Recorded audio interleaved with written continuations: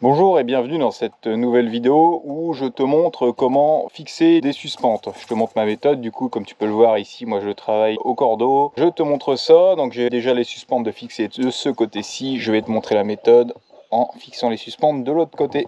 Que le premier point, définir la longueur de ta suspente. Une fois que tu connais du coup la longueur que tu veux installer, moi en l'occurrence 14 cm. On travaille dans des rampants, donc je vais aller prendre mes repères sur la panne de rampanage qui est au fond. Je vais indiquer 14 cm en haut, 14 cm en bas, et au cordeau à tracer, je vais repérer une ligne. C'est parti.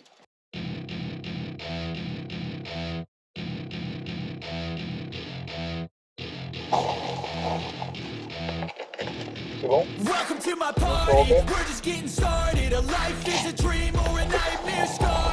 Mon trait de cordeau qui a été tracé. Donc il va me servir de repère pour mettre des chevilles et des vis pour pouvoir tirer mes cordeaux d'un côté à l'autre, et c'est long. Donc maintenant, une fois que le trait de cordeau est tracé, à toi de savoir combien de fourrure tu vas mettre au niveau de la hauteur. Moi personnellement je les écarte de 60 cm. La norme pour les suspentes, elles doivent être écartées ici de maximum 60 cm. Donc tu as 60 cm entre deux suspentes. Ensuite, tu peux les écarter entre les différents chevrons de 1,20 m. Moi personnellement, je préfère en mettre tous les chevrons. Donc ça fait des suspentes tous les 60 et tous les 60. Si tu regardes sur les sites, je vais te le mettre en photo, genre chez Placo, c'est ce qu'ils conseillent, 60 cm jusqu'à 1,20 m. Après tu peux les resserrer, ça coûte rien. Plus t'en mets, plus c'est solide et moins ça bougera dans le temps. Maintenant, à toi justement de régler un petit peu le décalage de tes fourrures de façon à ce qu'elles tombent comme tu as envie en fait par rapport à ton rampant. Une fois que tu as repéré du coup tous les emplacements pour tes chevilles et tes vis, petit coup de perco, cheville, vis, c'est parti. Le cheville, tes vis. Donc si jamais tes perçages et tes vis ne sont pas parfaits sur tes repères, pas d'inquiétude à avoir. Tu vas voir, j'ai une petite astuce sur les suspentes après, ça ira tout seul. Je te montre ça par la suite. Maintenant que tu vois, j'ai fait tout un côté, je vais aller faire le côté opposé et je te reprends après quand on installe les cordeaux. Une fois que les vis sont mises des deux côtés, tu vas pouvoir venir fixer ton bout. Donc là, tu apprends à faire un nœud propre. C'est pas grave si du coup ça part pas tendu nickel face à ta vis, c'est normal. Tu vas voir, il y aura la petite astuce après avec la suspente.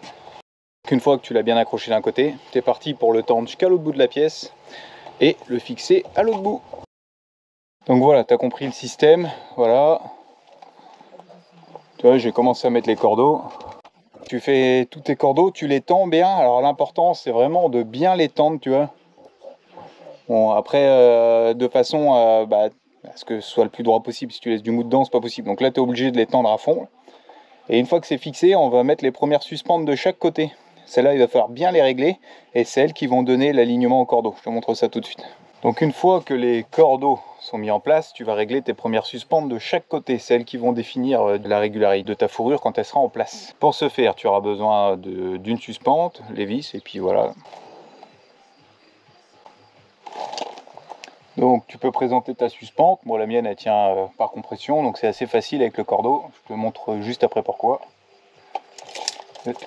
Là tu vas régler du coup la distance que tu avais définie.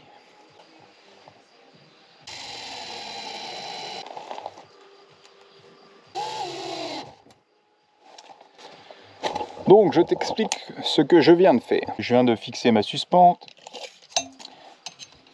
Là, si tu vois sur la suspente, il y a des petites encoches. Moi, j'avais besoin qu'elles soient à 10 cm, du coup, à 10 cm de mon chevron qui est ici, à 14 cm de l'isolant qui était derrière.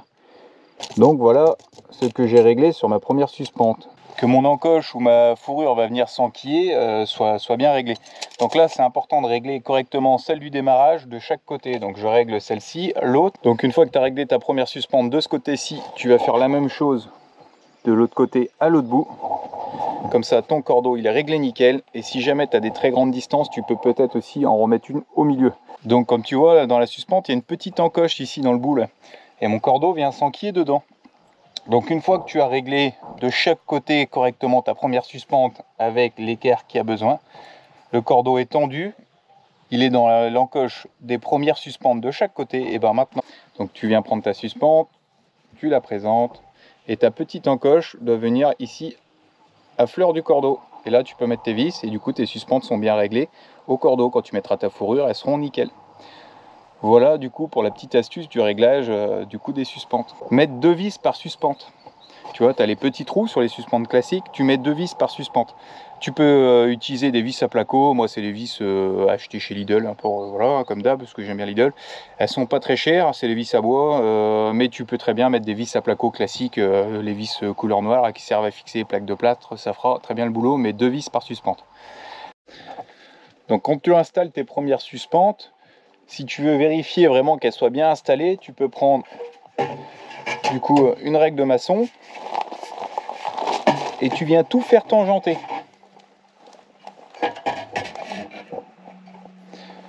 Donc voilà, tu l'installes.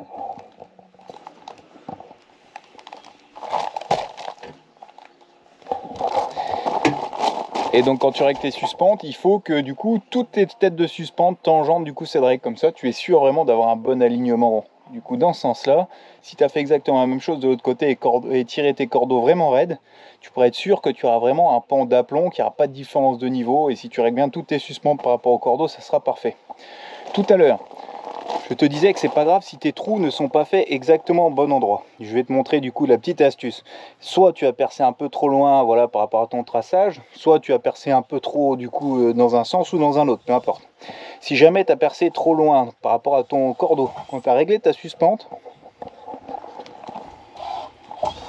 tu peux toujours lui mettre un petit serre-flex, tu vois, et tu viens du coup bien bloquer le cordeau dans l'encoche. Dans le cas contraire, si jamais tu es du coup trop en retrait du coup dans ce sens là, c'est pas grave, c'est la suspente qui va venir pousser du coup sur le cordeau, et du coup elle sera du coup parfaitement en appui dans l'encoche. Tu essayes de t'appliquer quand même sur tes perçages et mettre tes chevilles, mais si c'est pas parfait, c'est pas grave, du coup c'est tes suspentes qui feront le reste du travail. Donc tu vas bien régler tes premières suspentes du coup avec ta règle de maçon et bien tendre tes cordeaux, et après une fois que tu as réglé correctement tes premières suspentes de chaque côté, bah voilà, ça sera nickel, c'est parti et tu feras du bon boulot. Et là tu es sûr vraiment d'avoir après un pan parfaitement droit et propre pour poser ton placo. Quand tu mets tes suspentes,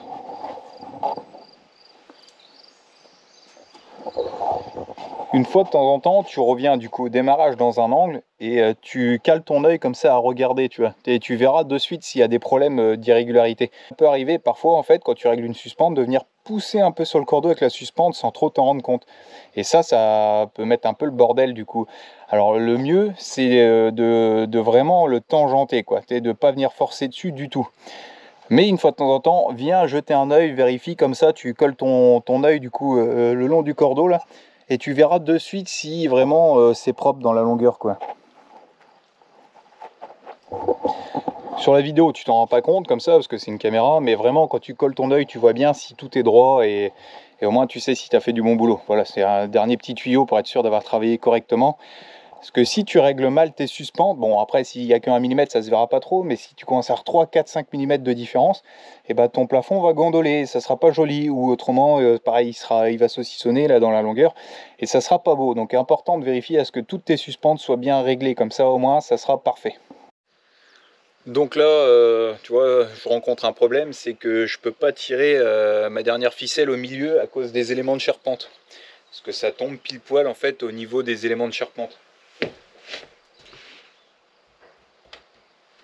Là-dessus, je vais pas m'amuser à percer les éléments de charpente pour pouvoir mettre du coup mon bout à travers, là, ma ficelle. Donc ce que je vais faire, je vais m'aligner grâce aux suspentes qui sont déjà mises. Alors pour ce faire, j'ai une petite astuce. Je prévois 2-3 trucs là, donc ta règle, ta vis et ta suspente. Donc pareil, tu fais ton repère pour connaître ta distance. Tu viens appuyer ta règle sur la suspente du bas, sur la suspente du haut.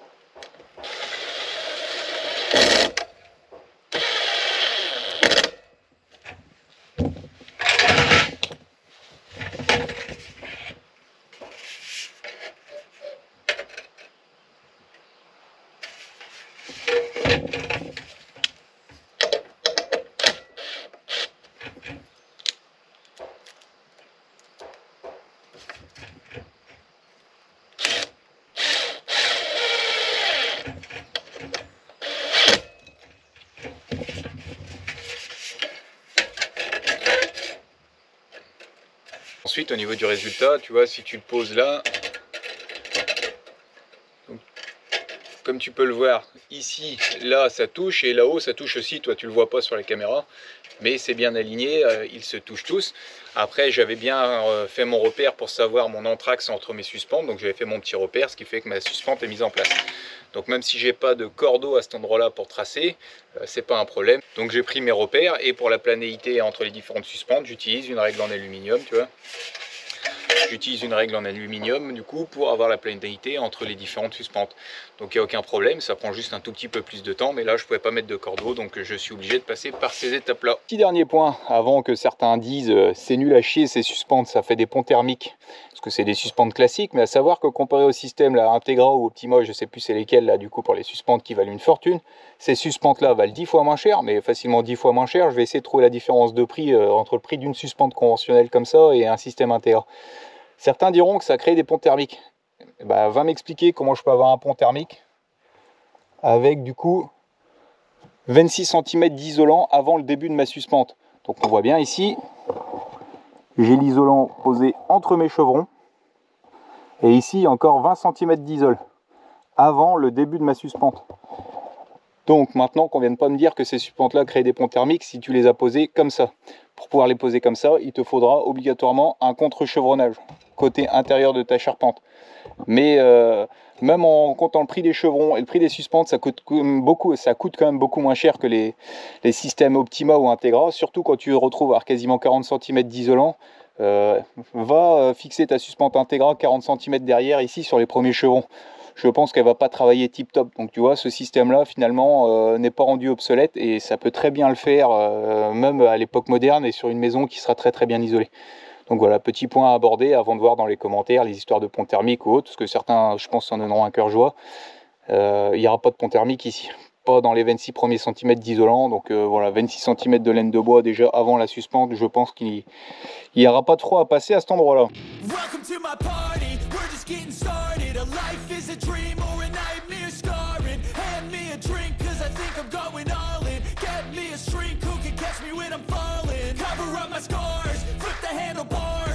In my car, wake up in a bar, I'll be a superstar, just on my avatar, this world is so bizarre, empty out the reservoir, yeah.